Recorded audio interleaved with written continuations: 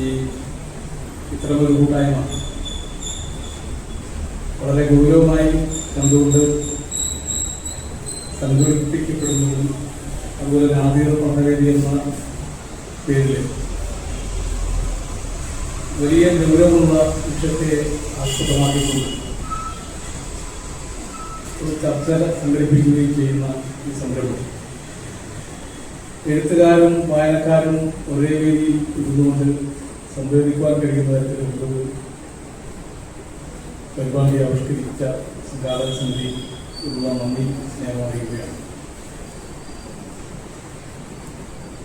അതിൽ പറഞ്ഞ വേദിയിൽ ഞാൻ കൂടി ഉൾപ്പെടുന്ന വേദി ആണെങ്കിൽ പോലും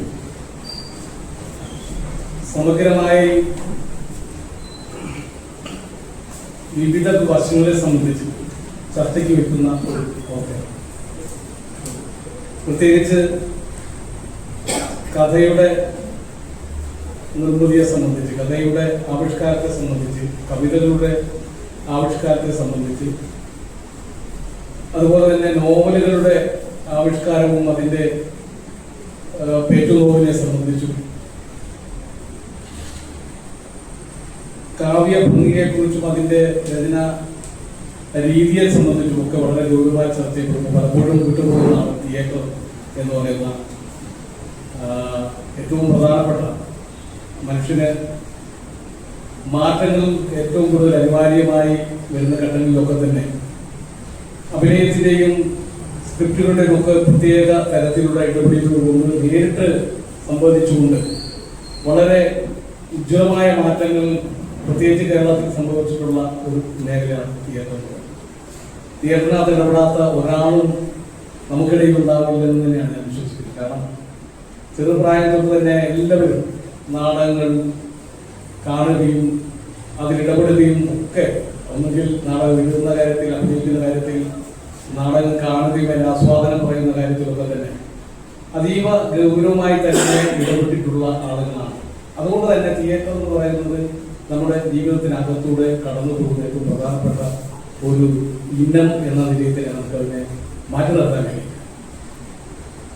കേരളത്തിനകത്ത് ഒട്ടനവധി മാറ്റങ്ങൾ കൊണ്ടുവന്ന, എനിക്ക് തോന്നുന്നു നവോത്ഥാന കാലത്തിന് ശേഷമുള്ള വലിയ ഇടപെടൽ തിയേറ്ററുകളുടെ ഇടപെടലുകൾ, ഇപ്പോൾ KPSC അടക്കമുള്ള ഒരു പ്രൊഫഷണൽ നാടക ഇടപെടൽ കേരളത്തിനകത്ത് മാറ്റിമറിക്കപ്പെട്ടിട്ടുള്ള വലിയ ഇടപെടലുകൾ. തിയേറ്റർ എന്ന് പറയുന്നത്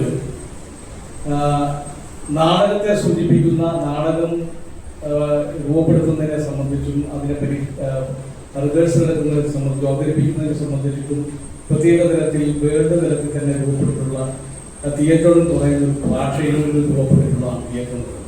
പിന്നീട് അത് വളരെ വിപുലമായി ഒപ്പേറ പോലുള്ള സ്ഥിരം നാടക വേദിക്ക് അത് മാറി വരികയും പിന്നെ സിനിമയുടെ കാഴ്ചകൾ സംഭാവന ചെയ്യുന്ന ഇടങ്ങളിലേക്ക് തിയേറ്റർ എന്നുള്ള പേരിൽ വരികയാണ് ചെയ്തത്.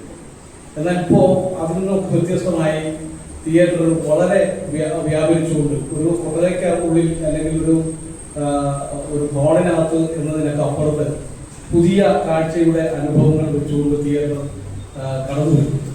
എനിക്കൊന്ന് ജി ശങ്കര കുറുപ്പിന്റെ ഒക്കെ, ജി ശങ്കരപ്പിള്ളയുടെ ഒക്കെ നാടകങ്ങളുടെ വരവോടുകൂടിയാണ് തിയേറ്റർ എന്ന് പറയുന്ന അമച്വർ നാടകത്തിന്റെ വലിയൊരു പ്രസരിപ്പോടുകൂടിയാണ് അത്തരമൊരു നാടകങ്ങൾ വിപുലമായി രൂപപ്പെടുന്നത്. നമുക്കറിയാം, ഏറ്റവും പുതിയ കാലത്ത് ചർച്ച ചെയ്യപ്പെട്ടുകൊണ്ടിരിക്കുന്ന നാടൻമോഷം എന്ന് പറയുന്ന നാടകം.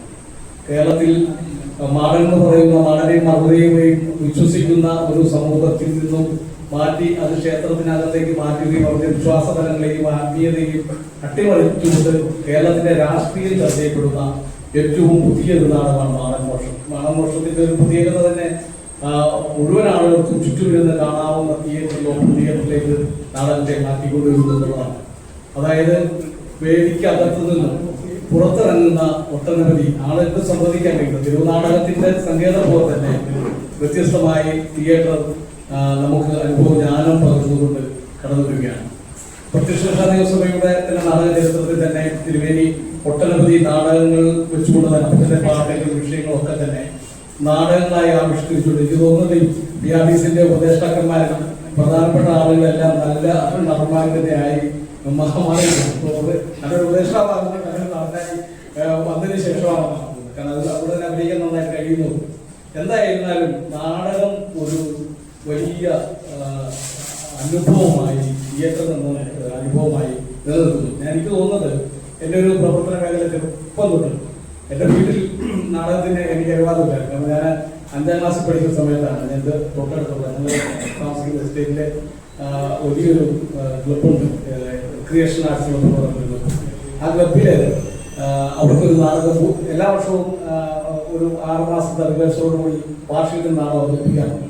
എന്നാൽ ഒരു പ്രാവശ്യം നാടകം അവർക്ക് പുറത്തൊരു ക്ഷേത്രത്തിലേക്ക് ലഭിക്കുകയും പുതിയൊരു നാടകം എഴുതി പഠിക്കുകയും, അപ്പോൾ ആ എസ്റ്റേറ്റിലുള്ള ആളുകൾ മാത്രം പോരാ എന്ന നിലയിൽ കേരളത്തിലെ പ്രൊഫഷണൽ ആർട്ടിസ്റ്റുകൾ കൂത്താട്ടുകുളം വീര, അതുപോലെ തന്നെ ഈ കോട്ടയം ദശാമേന്റെ അഭിനയിച്ച ബാപ്പുട്ടി അടക്കമുള്ള ജപ്പിത്താനം സംവിധാനം ചെയ്തു വലിയൊരു വിപുലമായ ഒരു നാടകം. ആ നാടകത്തിലെ ബാലനടനായിട്ട് വീട്ടിൽ കൂടി എന്നെ വിളിക്കുമ്പോൾ വീട്ടുകാർ സമ്മതിക്കുന്നില്ല. കാരണം എന്താണെന്ന് വെച്ചാൽ നാടകത്തിനോട് അഭിനയുള്ള അല്ല, വേറെ കാര്യങ്ങൾക്ക് വേണ്ടിയുള്ള തന്നെ അതിനെ നമ്മളെ പിന്മാറ്റുന്നുണ്ട്.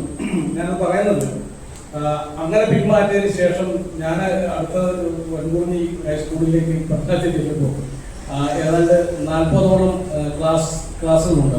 40 നാടകങ്ങളാണ് അവിടെ കളിക്കുന്നത്. 40 നാടകങ്ങളും 5ാം ക്ലാസ് തൊട്ട് 10ാം ക്ലാസ് വരെയുള്ള കുട്ടികൾ കൊണ്ടുപോയിരുന്ന നാടകങ്ങൾ അവതരിപ്പിക്കുക എന്ന് പറയുന്ന സ്കൂളിന്റെ നാടകം അഭിനയിക്കുമ്പോൾ മാത്രമാണ് സ്കൂളിന്റെ പ്രസ്റ്റേജ് നിലനിർത്താൻ പറ്റും.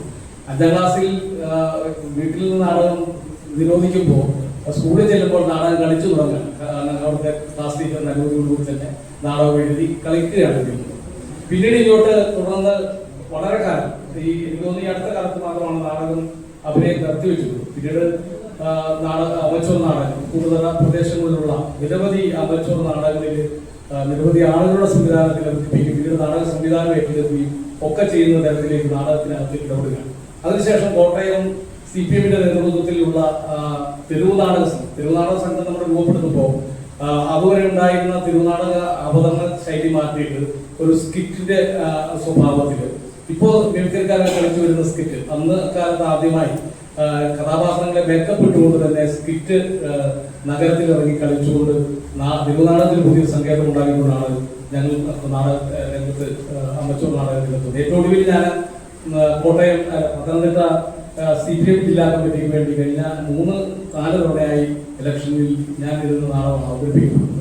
കാരണം ആ അനുഭവം വെച്ച് തന്നെ കേരളത്തിലെയും ഇന്ത്യയിലെയും നടന്നു വരുന്ന പൊളിറ്റിക്സിനെ വെച്ചുകൊണ്ട് തീം പ്രത്യേകം തയ്യാറാക്കിയിട്ട് 10-20ഓളം സീനുകൾ സെറ്റ് ചെയ്തിട്ട് ഒരൊറ്റ മണിക്കൂർ കൊണ്ട് കേരളത്തിലെ മുഴുവൻ രാഷ്ട്രീയം, കേരളത്തിൽ ചർച്ച ചെയ്യപ്പെടേണ്ടത് മുഴുവൻ രാഷ്ട്രീയവും പുറത്തിറക്കിക്കൊണ്ട് ഉള്ള ഒരു പുതിയ നാടക സങ്കേതത്തിലേക്ക് നമുക്ക് എത്താൻ കഴിയും. കാരണം നാടകം വളരെയധികം വികസിച്ചിട്ടുണ്ട്.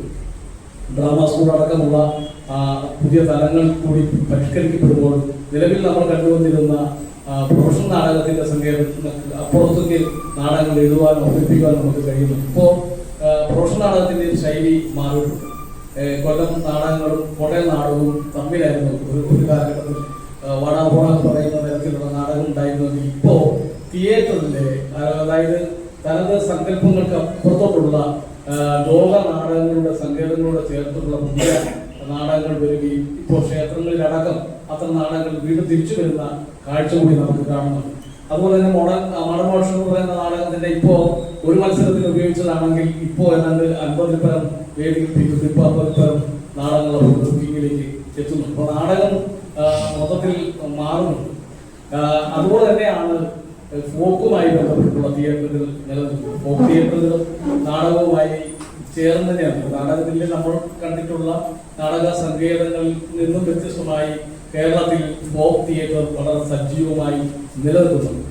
കാക്കാരച്ചി നാടകവും പൊറാട്ട് നാടകവും കേരളത്തിന്റെ തെക്കും വടക്കും കീഴാള സമുദായങ്ങൾക്കിടയിൽ അവരുടെ ആനന്ദത്തിനായി അവരുടെ ആത്മീയ പ്രശ്നങ്ങൾ ചർച്ച ചെയ്യുന്ന, അവരെ പരസ്പരം കളിയാക്കുകയും അവരുടെ ദൈനംദിന ജീവിത ക്രമങ്ങൾ കൂട്ടിച്ചേർത്തിലുള്ള നാടകം, പൊറാട്ട് നാടകവും കാക്കാരച്ചി നാടകവും വടക്കും കിഴക്കും ഒരേപോലെ ആളുകൾ പഠിച്ച് അവതരിപ്പിക്കും. അവരുടെ എല്ലാ കല്യാണ വേദികളിലും അതുപോലെ തന്നെ അവരുടെ കൂട്ടങ്ങളിലും ഒക്കെ തന്നെ അത്തരം നാടകങ്ങൾ അവതരിപ്പിക്കപ്പെടുമ്പോൾ തന്നെ മാർക്സിയൻ കഥകളും അതുപോലെ തന്നെ ബൈബിൾ കഥകളും ചേർത്തുകൊണ്ട് തീരദേശത്തെ കലാകാരന്മാർ ചവിട്ട് നാടകം എന്ന് പറയുന്ന വലിയൊരു അനുഭവമായി.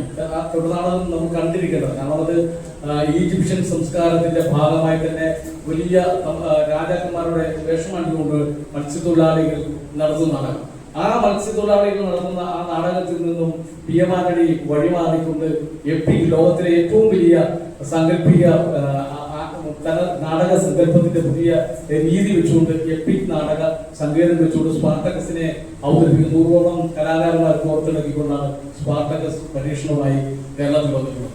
അപ്പോൾ പിയമാനടി സാറ് അത് അവതരിപ്പിക്കുമ്പോൾ തന്നെ എങ്ങനെയാണ് ഗ്രാമത്തിലുള്ള മനുഷ്യരെന്ന് മനസ്സിലാക്കും. ഞാൻ കുട്ടപ്പള്ളിയിൽ ഞങ്ങൾ നാടകം അവതരിപ്പിക്കുമ്പോൾ ആളുകൾ വളരെ നമ്മളോട് എതിർത്തിട്ടുണ്ട്. കാരണം അത്തരം വലിയൊരു എപ്പിക് സങ്കേതമുള്ള നാടകം ഇടാൻ പറ്റത്തില്ല, അതെങ്ങനെ ആളുകൾക്ക് മനസ്സിലാക്കും, അത് വലിയ ബുദ്ധിജീവികളുടെ നാടകമല്ലേ എന്നൊക്കെ പറയുമ്പോൾ കുട്ടപ്പള്ളിയിൽ 2 തവണ ആ നാടകം അവതരിപ്പിക്കപ്പെട്ടു. കാരണം ആദ്യത്തെ നാടകം അവതരിപ്പിച്ച ആളുകൾ പിന്നീട് കാണാതെ ഇരുന്ന ആളുകൾക്ക് വേണ്ടി രണ്ടാമത് കൂടി തിരുവള്ളൂർ സ്കൂളിന്റെ അവിടെ നമുക്ക് അവതരിപ്പിക്കപ്പെട്ടു.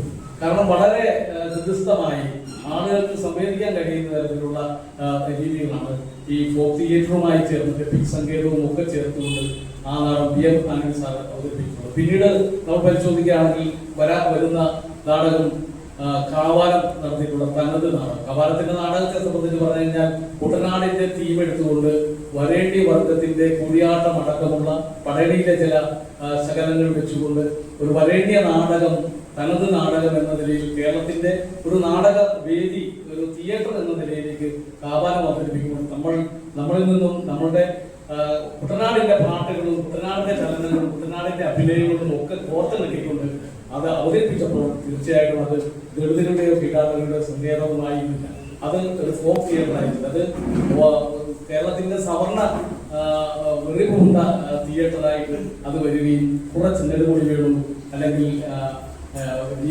അരവിന്ദൻ തുടങ്ങിയിട്ടുള്ള ആളുകളെ വെച്ചുകൊണ്ട് അത് സങ്കേതമായി ഉയർത്തിക്കൊണ്ട് വന്നെങ്കിൽ നല്ല നാടകം പിന്നീട് നിന്ന് പോകുന്ന ഘട്ടത്തിലേക്കാണ്. കാക്കാശ നാടകം അടക്കമുള്ള നാടകങ്ങൾ കുറച്ചുകൂടെ പരിഷ്കരിക്കപ്പെട്ടുകൊണ്ട് നമ്മുടെ മക്കുമൈനാഗപ്പള്ളിയൊക്കെ അടക്കമുള്ള ആളുകൾ വീണ്ടും അത് കൊണ്ടുവരുന്നുണ്ട്. പക്ഷെ തനത് നാടകത്തിന്റെ അക്കാലഘട്ടത്തിൽ രൂപപ്പെടുത്തിയ സങ്കേതം മാറുന്നു. നമ്മുടെ ഫോക്കിനകത്തെ പടയണി അടക്കമുള്ള വലിയ കലാരൂപങ്ങളെ, ആ കലാരൂപങ്ങൾക്കകത്ത് നാടകങ്ങളും തിയേറ്ററുകളും വർക്കൗട്ട് ചെയ്തിട്ടുണ്ട്. പടയണിയാണെങ്കിൽ പടയണിയുടെ വലിയ കോലങ്ങളുടെ വലിയ അഭ്യാസ പഠനത്തിന് ശേഷം അതിനകത്ത് ആളുകളെ ഉത്തേജിപ്പിക്കുവാൻ വേണ്ടി പ്രായമുള്ള ആളുകളെയൊക്കെ മേക്കപ്പ് ചെയ്ത് ഇറക്കിയിട്ട് അതിനകത്ത് തന്നെ ഒരു ചെറു നാടകങ്ങൾ കോമഡിയൊക്കെ വെച്ചിട്ട് ആവിഷ്കരിക്കുന്ന ഒരു രീതി പടയണിക്കാണ്. അതുപോലെ തന്നെ നിരവധി ഇത്തരം ഫോക്കിനകത്തും തന്നെ ഒട്ടനവധി കഥാകൃത്തുക്കൾ, നമ്മുടെ ചെകുന്തരാദിക്കകത്ത് തന്നെ നിരവധി തിയേറ്റർ, സമചാൻ എഴുതിയ ചെകുന്തരാദിയുടെ പുതിയ ആവിഷ്കാരത്തിൽ ആ കഥയ്ക്കകത്ത് തന്നെ ഏതാണ്ട് 10ഓളം നാടകങ്ങൾ സൃഷ്ടിക്കാവുന്ന തരത്തിൽ 10ഓളം സ്റ്റോറികൾ നാടകമായി നമുക്ക് ആവിഷ്കരിക്കാവുന്ന തരത്തിൽ ഉണ്ട്. അതുപോലെ ചെറുകിന്റെ പാട്ടിന്റെ ഓരോ സന്ദർഭമുള്ള പാട്ട് പാടി തീരുമ്പോൾ തന്നെ നിരവധി നാടകങ്ങൾ അതിനകത്തൂടെ തിയേറ്റർ നമുക്ക് പ്രാപിക്കാൻ കഴിയും. അതുപോലെ തന്നെ ചെങ്ങുതുരാജ് പാട്ടും പാക്കനാർ പാട്ടിനകത്തെ നിരവധി പാട്ടുകൾ അതിനകത്ത് കോലങ്ങളായി തന്നെ രൂപം പ്രാപിക്കുന്നു. അങ്ങനെ നിരവധി ഫോക്കിനകത്തെ കലാരൂപങ്ങളുടെ ഒരു പൈതൃകം ഉള്ള, അല്ലെങ്കിൽ പൈതൃകം എന്നല്ല എന്ന് പറയേണ്ടത്, നമ്മുടെ ഒരു പാരമ്പര്യം നിലനിർത്തുന്ന ഫോക്ക് തിയേറ്ററുകൾ നമുക്കിടയിൽ നിലനിൽക്കുന്നു. നമ്മളെ തന്നെ സംബന്ധിച്ചുള്ള അന്വേഷണവും പഠനവും അത്തരം ഒരു തിയേറ്റർ വർക്കുകൾ നമ്മൾ സ്വാംശീകരിക്കപ്പെടേണ്ടതുണ്ട്. പലപ്പോഴും ഇതിനെല്ലാം സ്വാംശീകരിച്ചുകൊണ്ട് ഉറക്ക കേരളത്തിലെ ഞാൻ സൂചിപ്പിച്ച കവാലം നടത്തിയ ഒരു പരീക്ഷണം എന്ന നിലയിലല്ലാതെ ഒട്ടനവധി പരീക്ഷണങ്ങളുടെ കുട്ടിയാർ പ്രേംനാഥിന്റെ ഭാര്യ ഭവാനി പ്രതാപ്നാഥ് ഒരിക്കൽ ഇന്ത്യയുടെ വലിയൊരു മഹത്തരമായ ഒരു സാംസ്കാരിക യാത്ര കേരളത്തിന്റെ കന്യാകുമാരി മുതൽ ഡൽഹി വരെ നടത്തിയപ്പോൾ അതിനകത്ത് ചെങ്ങുതിരാതിയിലെ ഒരു പോർഷൻ എടുത്തുകൊണ്ട് വലിയൊരു പാരമ്പര്യത്തിന്റെ കലയെ കേവല അർത്ഥത്തിൽ നിന്ന് മാറിയിട്ട് വലിയ ഒരു പദവി കൊടുത്തുകൊണ്ട് അതിനകത്ത് അവതരിപ്പിക്കപ്പെടുന്നുണ്ട്. അപ്പോൾ അത്തരം കലാരൂപങ്ങളെ അന്വേഷിക്കുകയും പഠിക്കുകയും അതൊരു തലമായി നമ്മൾ സ്വീകരിക്കപ്പെടുകയും ചെയ്യുകയാണെങ്കിൽ ഫോക്കിനകത്ത് തന്നെ തിയേറ്റർ വളരെ ഗൗരവമായിട്ടുണ്ട്. നമുക്ക് ഇടയിൽ നിന്നും നമ്മുടെ കുമാരദാസ് അടക്കമുള്ള ആളുകൾ, അക്കാദമിഷ്യൻ എന്ന നിലയിൽ കുമാരദാസും അതുപോലെ തന്നെ നിരവധി ആളുകൾ ഇപ്പോൾ പുതിയ തിയേറ്റർ സങ്കേതത്തിൽ നിന്നും സിനിമയിലേക്കും നാടകത്തിനകത്തെ പുതിയ പരീക്ഷണങ്ങൾ ഒക്കെ നടത്തി വരുന്നു. അത്തരം പരീക്ഷണങ്ങൾ നടത്തുന്നതിന്റെ ഒരു ശീലങ്ങൾ താഴേക്കടയിലൂടെ ലഭ്യമാകുന്ന തരത്തിലുള്ള ക്യാമ്പുകളും തിയേറ്റർ വർക്ക്ഷോപ്പുകളും നമുക്ക് നടത്തപ്പെടേണ്ടതുണ്ട്. നമ്മൾ പലപ്പോഴും നമ്മൾ തിയേറ്ററിനകത്തോട്ട് പ്രവേശിക്കാതെ പുറത്തു നിൽക്കുന്ന ഒരവസ്ഥ. ഒരുപക്ഷെ ഒരു നാടകം കാണുന്നുണ്ടാവാം, നാടകം വായിക്കുന്നുണ്ടാവാം, നാടകത്തിന്റെ അഭിപ്രായങ്ങൾ നമ്മൾ ചർച്ചയ്ക്ക് എടുക്കുന്നുണ്ടാവും. പക്ഷേ തിയേറ്റർ എന്ന് പറയുന്ന വലിയ ഗൗരവപ്പെട്ട നമ്മുടെ ജീവിതത്തിനെ അട്ടിമറിക്കാൻ കഴിയുന്ന നമുക്ക് എതിരെ വരുന്ന എല്ലാ ശീലങ്ങളെയും മാറ്റിമറിക്കാൻ കഴിയുന്ന വളരെ ഗൗരവപ്പെട്ട ഒരു വിഭാഗമാണ്, കലാവിഭാഗമാണ് തിയേറ്റർ എന്നതിൽ. അത്തരമൊരു വലിയ ഗൗരവപ്പെട്ട ചർച്ചയിലേക്ക് കൂടി നമ്മൾ വരണം. എനിക്ക് തോന്നുന്നത് ഇതിനകത്തിരിക്കുന്ന ആളുകളെല്ലാം തന്നെ നാടകവുമായി ബന്ധപ്പെട്ടിട്ടുണ്ടാവാം, നാടകത്തിന്റെ അനുഭവങ്ങളുണ്ടാവാം. നമുക്ക് അത്തരമൊരു വലിയ അനുഭവ ജ്ഞാനത്തിലേക്ക് വരണം എന്ന് മാത്രം സൂചിപ്പിച്ചു. ഞാൻ എൻ്റെ വർത്തമാനം നടത്തുകയാണ്. കാരണം വലിയൊരു സമയത്തിന്റെ ഒക്കെ പരിമിതിക്ക് അകത്തുനിന്നുകൊണ്ടാണ് നമ്മൾ ഈ മീറ്റിംഗ് കൂടി നടത്തുന്നത്. അനുഭവം എന്ന നിലയിൽ, എൻ്റെ നാടക പ്രവർത്തനം എന്ന നിലയിൽ മാത്രം സൂചിപ്പിച്ചു ഞാൻ